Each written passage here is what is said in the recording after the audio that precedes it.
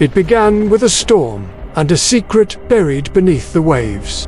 A boy who found a map no one was meant to see. A map that led not just to treasure, but to betrayal, blood, and destiny. This is the story of courage, greed, and the island that changed everything.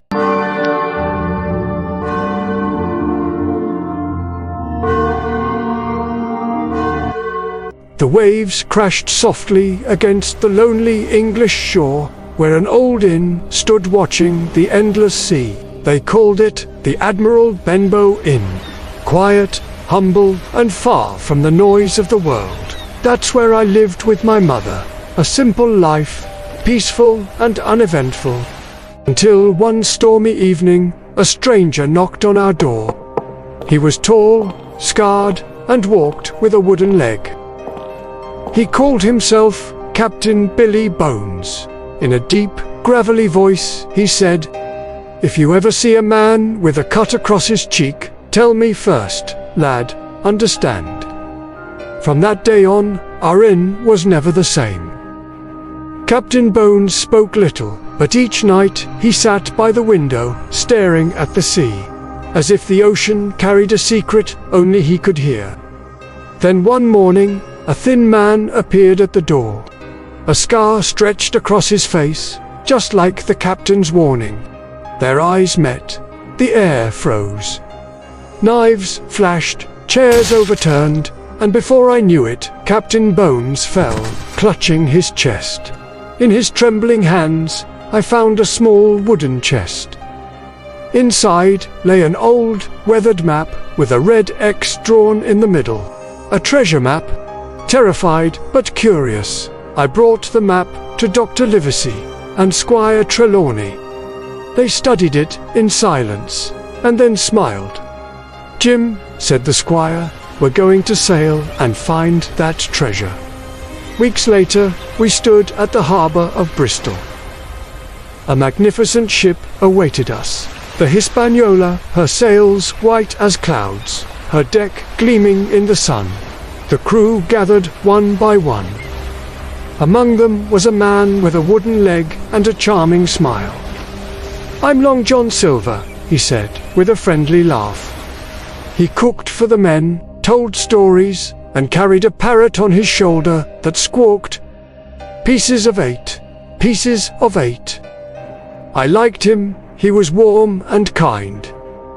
But one night, while hiding inside an apple barrel, I overheard a conversation that chilled my blood. Silver's voice, but darker, crueler. When we reached the island, he whispered, "We take the ship, and the treasure's ours." My heart pounded. Half the crew were pirates. I ran to the captain and told him everything. That night, we made a vow. Dr. Livesey, Squire Trelawney, Captain Smollett, and me, to survive no matter what awaited us. The days that followed were filled with tension. We pretended to know nothing, though danger lurked behind every smile. The sea grew restless, as if it too sensed the coming storm. Dark clouds rolled in from the west. Winds howled, ropes snapped, and lightning tore across the sky. In the chaos, the mutiny began. Gunshots echoed, swords clashed, and men screamed across the deck. I dashed through the smoke and rain, desperate to survive. While the others fought, I slipped into a small boat and pushed away from the ship. Waves crashed around me, but I kept rowing until the fog broke, and there it was. Treasure Island. A mysterious land rising from the mist, wild and golden under the morning sun. My feet sank into the sand. The island was silent, only the rustle of palms and the cries of distant birds. Following the map, I trekked through jungles, crossed rivers, and climbed hills. Until, deep in the forest, I found a cave. Inside lived a ragged man, thin, bearded, and watted. He stared at me as if seeing a ghost. "My name's Ben Gunn," he muttered, half laughing. "I've been marooned here for years, and I know where the treasure lies."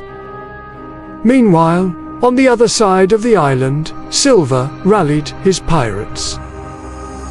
No longer the friendly cook, but the feared captain he once was. He promised gold, freedom, and revenge. The battle for the island began. Gunfire cracked through the trees. Smoke rose from the beach. Yet, amidst the chaos, Ben Gunn and I followed the map to a deep cavern beneath a rocky hill. And there it was. Chests stacked high, filled with coins, jewels, and glittering gold. The light from our torches danced on the treasure, the fortune of 100 men. But before we could touch it, a voice echoed behind us. "Well done, Jim," said Silver, stepping from the shadows. "You've saved me the trouble." He raised his pistol, eyes gleaming with greed. I faced him, heart pounding, hands shaking. "No, Silver," I said. "This treasure doesn't belong to anyone who'd kill for it." For a moment, there was silence. Silver stared at me, then chuckled softly. "Brave boy," he said. "You remind me of myself. Long ago."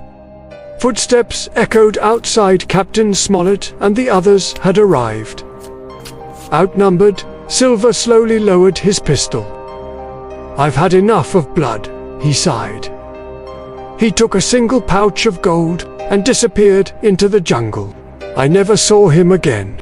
We loaded part of the treasure onto the ship. The rest we left buried, as if the island itself wished to keep its secret.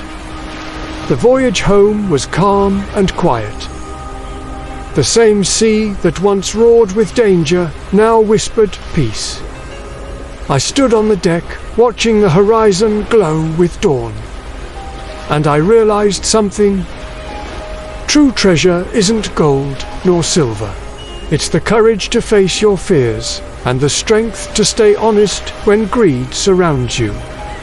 Even now, when I hear the sound of waves, I remember that island and the lesson it left behind. It wasn't just an adventure.